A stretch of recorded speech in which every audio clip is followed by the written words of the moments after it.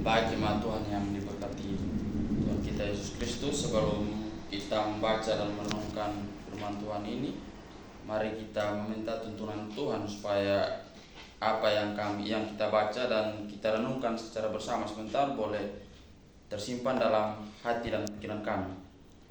Untuk itu mari kita satu hati dalam doa, kita berdoa. Ya Allah, ya Tuhan kami sangat berterima kasih atas penyertaan-Mu, atas anugerah-Mu.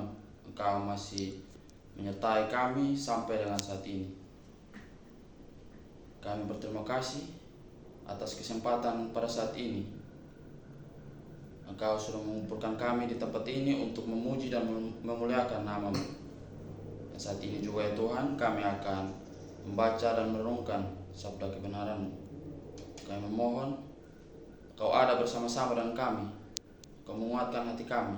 Engkau memfokuskan kami, supaya apa yang kami baca dan kami merenungkan sebentar tidak berlalu begitu saja, melainkan boleh tersimpan dan tertanam dalam hati dan pikiran kami, supaya itu menjadi pedoman hidup kami hari lepas hari. Semua penyertaan pergumulan kami pertaruhkan dalam tangan pengasihan-Mu. Ampunkan segala salah dan dosa kami. Di dalam nama-Mu Tuhan Yesus Kristus kami datang dan berdoa kepada-Mu Tuhan. Terima kasih Tuhan. Amin. Jemaat Tuhan yang diberkati Tuhan Yesus Kristus, bacaan kita pada saat ini terambil dari kitab Ayub, pasalnya yang 19, ayatnya yang pertama sampai ayatnya yang ke-26. Kitab Ayub 19 di bawah perikop Ayub yakin bahwa Allah akan memihak kepadanya. Tetapi Ayub menjawab, berapa lama lagi kamu menyakitkan hatiku dan meremukkan aku dengan perkataan. Sekarang telah 10 kali kamu menghina aku. Kamu tidak malu menyiksa aku. Jika aku sungguh tersesat, maka aku sendiri yang menanggung kesesatanku itu.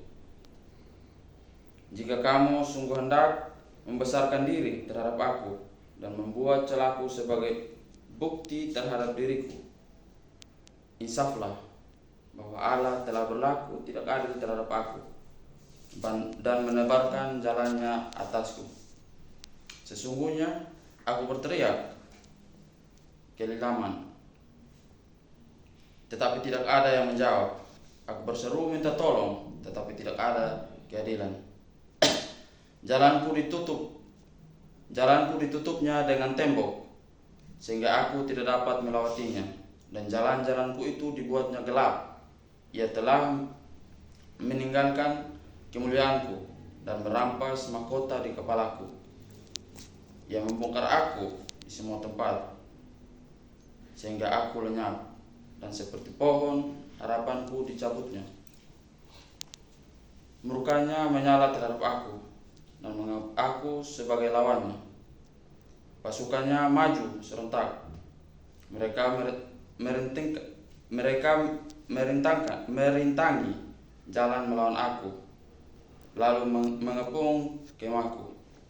Saudara-saudaraku dijauhkannya daripadaku, dan kenalan-kenalanku tidak lagi mengenal aku.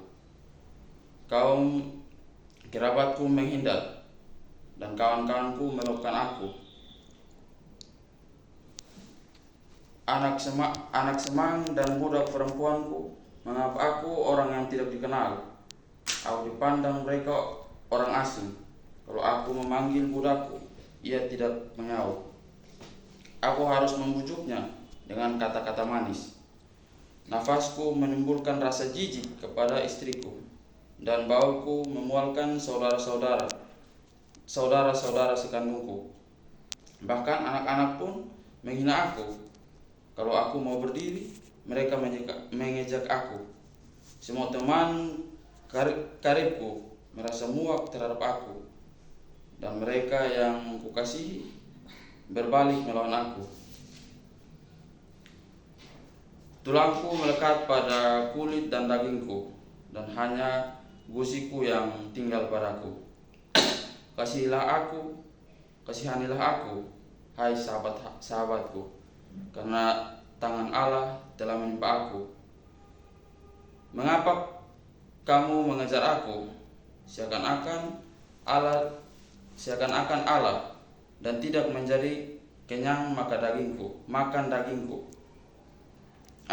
Kiranya perkataan dicatat dalam kitab, terpahat dengan besi pengukir dan timah pada gunung batu untuk selama-lamanya. Tetapi aku tahu penebusku hidup, dan akhirnya dia akan bangkit di atas debu. Juga sesudah kulit tubuhku sangat rusak, tanpa dagingku pun aku akan melihat Allah. Demikianlah firman Tuhan. Kiranya kita semua yang mendengar dan merenungkan firman Tuhan ini boleh menjadi berkat dalam hidup kita.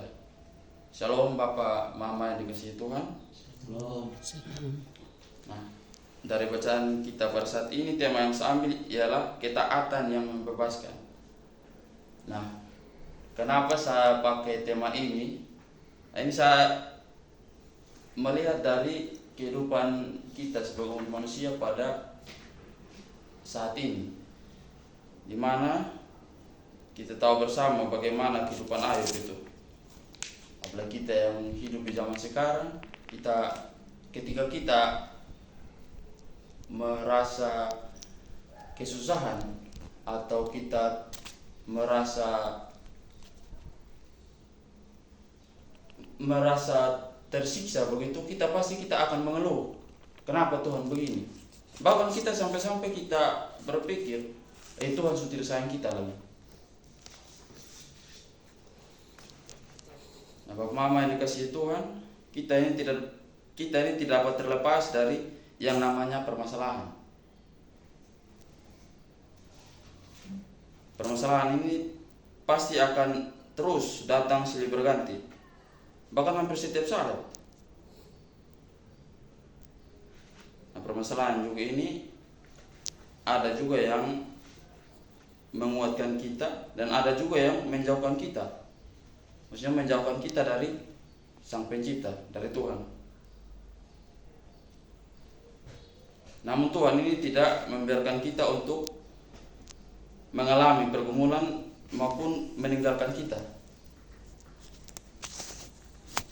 Tuhan tetap terus berpegang atas kehidupan kita. Dan Bapak Mama yang dikasih Tuhan, tentu kayak bacaan kita ini tentang kisah hidup Ayub pasti sudah tidak asing lagi untuk kita mendengarnya.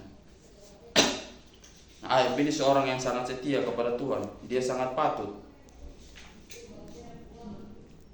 karena sikapnya yang begitu patut dan patuh kepada Tuhan. Tuhan ini Tuhan mencoba dia dengan berbagai macam masalah, berbagai macam rintangan yang membuat Ayub ini sangat menderita. Dia sangat merasa dikucilkan. Dia sampai dia sangat terasa tersakiti begitu. Nah, walaupun dia ini mengalami penderitaan yang luar biasa ini, dia tetap berpegang dan tetap menguatkan pendiriannya dia itu. Dia tetap berpegang teguh kepada Tuhan. Dia tetap bersandar kepada Tuhan. Nah, Bapak Mama yang dikasihi Tuhan, saya mau bertanya, apakah ini penderitaan hidup yang kita alami selama masa hidup kita ini sampai dengan saat ini, itu kira-kira sudah sebanding tidak dengan kehidupan Ayub ini? Masalah, penderitaan yang sudah dialami Ayub. Nah, sebenarnya tantangan hidup yang kita alami ini tidak sebanding sama sekali dengan apa yang sudah dialami Ayub. Tetapi mengapa seringkali kita mengeluh, kita merasa marah, kita sampai-sampai kadang kita bilang, kenapa Tuhan memberikan masalah atau tantangan yang sampai-sampai maksudnya yang berat sekali, sampai kita rasa susah sekali untuk melewati ini. Nah, tetapi dari sisi lain juga kita beruntung dari kisah Ayub ini. Mengapa demikian? Karena kita masih punya keluarga yang begitu setia dan mendukung kita, menguatkan kita dari masa-masa bersama yang kita mencari sebuah jalan keluar dari masalah. Tetapi ini beda dengan Ayub, di mana dia ini kehilangan semua keluarganya, bahkan istrinya mengejek dia, sampai juga demi istri kasih tinggal dia, dan dia juga teman-temannya dia kasih tinggal dia, bahkan jijik juga dengan dia. Nah, ketika si Ayub ini meminta tolong, tidak ada sama sekali yang menjawab dia, dan dia juga tidak mendapatkan sebuah keadilan dalam kehidupan dia. Padahal peran dari keluarga itu yang kita tahu itu sangat penting dan sangat dibutuhkan, apalagi masa-masa kita pada saat kita melewati sebuah masalah. Nah, untuk memberi kekuatan serta mencari jalan keluar bersama-sama, itu yang paling kita butuhkan, itu sosok keluarga.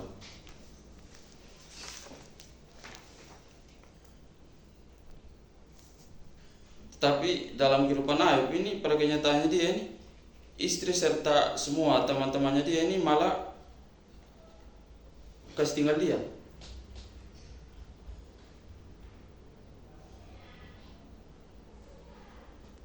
Nah, kalau kita di posisinya Ayub, apa yang akan kita lakukan? Apa yang akan kita pikirkan?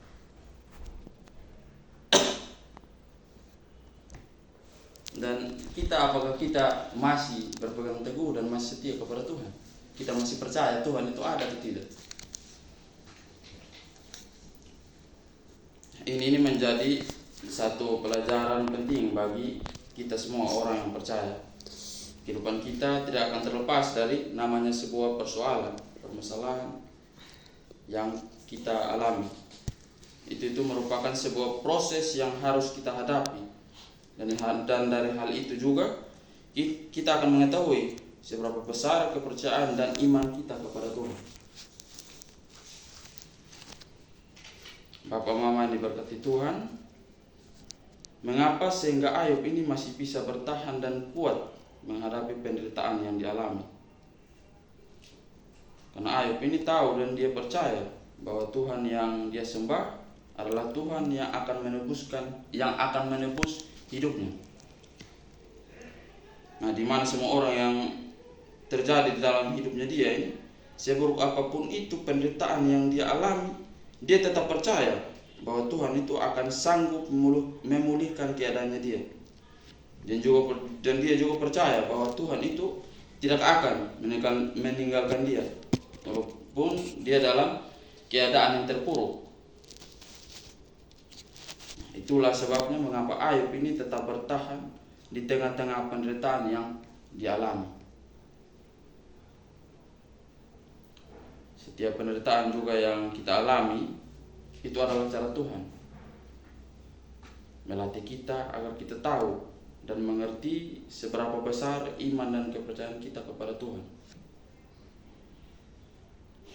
Dan kita juga akan tahu dan mengerti bahwa cerita yang kita dapatkan dari sesama kita ini lama-kelamaan akan pudar. Tetapi cerita Tuhan akan tetap kita nikmati dan akan tetap kita rasakan walau kita di dalam keadaan yang terpuruk sekalipun. Ini menjadi suatu kekuatan juga bagi kita bahwa dunia ini boleh meninggalkan kita, akan tetapi Tuhan yang kita sembah itu tidak akan pernah meninggalkan kita kini dan selama-lamanya. Jadi dari kisah Ayub juga dan dari tema yang ada, pesan buat kita semua, kita dapat belajar, dan ini juga menjadi suatu refleksi untuk kita semua, Bapak, Mama, dan saudara-saudara sekalian, untuk kita bawa pulang dan merefleksikan firman Tuhan ini di dalam kehidupan kita masing-masing. Kita dapat belajar bahwa ketika kita taat dan sungguh-sungguh percaya kepada Tuhan, segala persoalan yang terjadi dalam hidup kita dapat kita lewati, dan Tuhan juga tidak akan pernah meninggalkan kita. Walaupun orang-orang di sekitar kita ini meninggalkan kita ataupun menjauhi kita, taat membawa kita pada suatu keyakinan bahwa Tuhan itu selalu bersama-sama dengan kita.